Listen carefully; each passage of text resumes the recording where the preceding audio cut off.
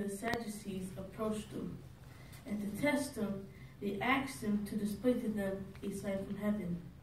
In reply, he said to them, "When evening falls, you say, it will be fair weather, for the sky is fire red.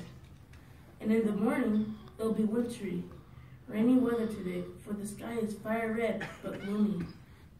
You know how to interpret the appearance of the sky, but the signs of the times you cannot interpret. A wicked and adulterous generation keeps seeking a sign, but no sign will be given it, except the son of Jonah." With that he went away, leaving them behind. Now the disciples crossed to the other side and forgot to take bread along.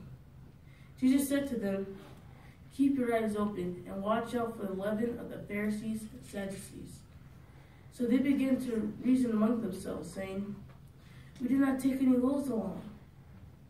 Knowing this, Jesus said, "Why are you discussing among yourselves that you have no loaves, you with little faith? Do you not yet see the point, or do you not remember the 5 loaves in case of the 5,000, and how many baskets you took up? Or the 7 loaves in case of the 4,000, and how many large baskets you took up? How is it you did not discern that I did not speak to you about bread? Well, watch out for the leaven of the Pharisees and Sadducees." Then they grasped that he said to watch out, not for the leaven of bread, but for the teaching of the Pharisees and Sadducees. When he had come into the region of Caesarea Philippi, Jesus asked his disciples, "Who are men saying the Son of Man is?" They said, "Some say John the Baptist, others Elijah, and still others Jeremiah, or one of the prophets." He said to them, "You though, who do you say I am?" Simon Peter answered, "You are the Christ, the Son of the living God." In response, Jesus said to him, "Happy you are, Simon, son of Jonah, because flesh and blood did not reveal it to you, but my Father in the heavens did. Also I say to you, you are Peter, and on this rock I will build my congregation, and the gates of the grave will not overpower it. I will give you the keys of the kingdom of the heavens.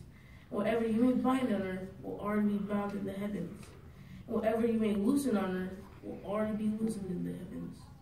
Then he sternly instructed the disciples not to tell anybody that he was the Christ.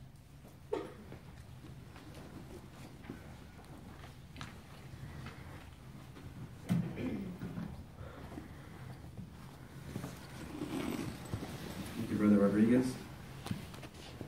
I'll tell you, we can pick out a lot of nice points out of the way you conducted that reading this evening. First thing was the audience contact.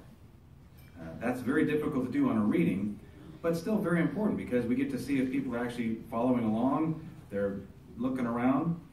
Maybe that might determine how we change our pace, our pitch, our power, and modulation, all those things. You had good gestures. Again, very difficult to do when we're doing a Bible reading. All those things were wonderful examples of what we can do when we're reading. But something I really picked up on is actually the study point you're working on, warmth and feeling, study point number 11. And the importance of warmth and feeling. If you turn to that, if you got a chance to look at that page 118 in your BE book.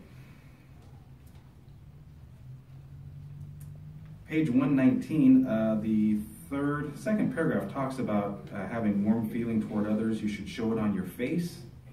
We can see that in your facial expressions, but the very next paragraph says that warmth should also be evident in your voice. That is what we recognize this evening. There was warmth, there was feeling in your voice, and as you continue to progress, as you become one that's used for reading the Congregation Bible Study or the Watchtower, that becomes so important because that warmth and feeling can come across in those particular lessons that the rest of the congregation are benefiting from. And all it does is it just enhances that reading. So thank you so much for doing such a nice job on that this evening.